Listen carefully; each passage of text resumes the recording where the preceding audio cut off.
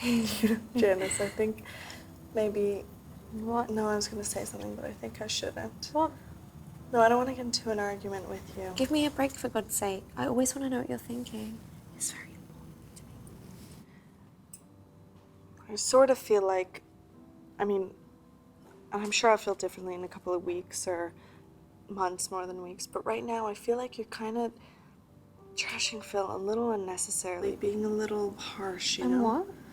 And it's just what I feel, and I said I didn't want to fight, okay? So I don't. What? Have I not established the fact? I hope I have established the fact. I've been trying to establish the fact that I don't want to talk about this anymore. Why? Because I'm seriously like opposed to fighting from this day forward.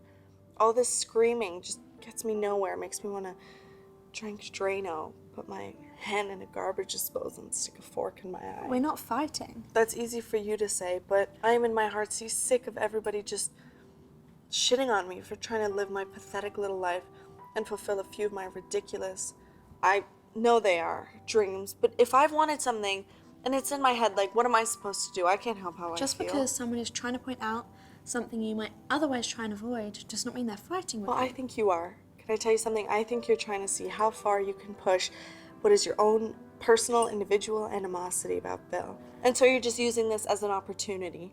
And you've completely lost track of the fact that my marriage is falling off the face of this planet.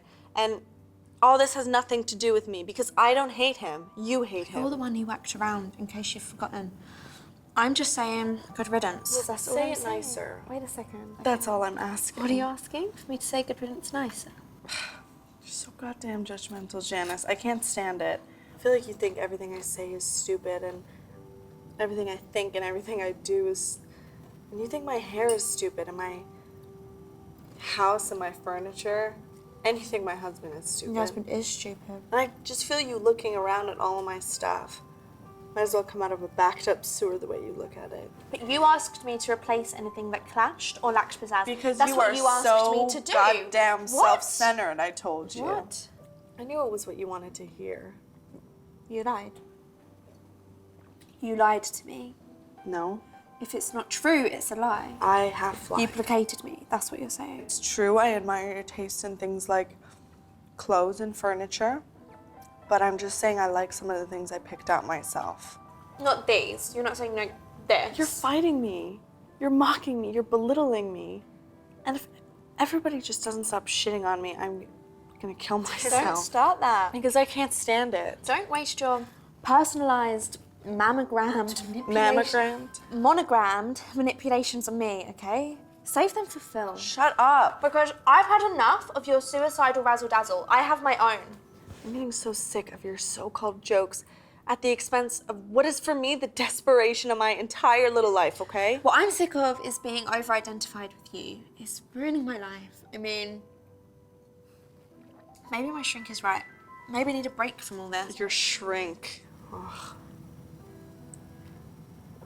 I don't want to talk about your goddamn shrink again. Why? Because you might hear the truth? What truth? Because Sarah says that I'm undermining myself just being around you as long as you're in this idiotic marriage to Phil, because it keeps me questioning why my parents stayed in such a hopeless marriage. Your parents? Now we're going to talk about your parents. No, we're talking about you and Phil. My shrink this, my shrink that. My mother, my father. Jesus Christ, Janice. Ever since you've started seeing that nasty bitch, you have not been a supportive, trustworthy friend.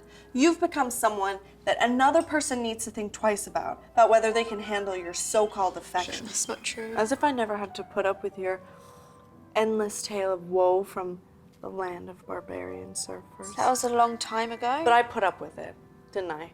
For what seemed like the duration of several boring centuries while you were pregnant and Bryna, the endless summer, had vanished with some other sun-damaged bimbo.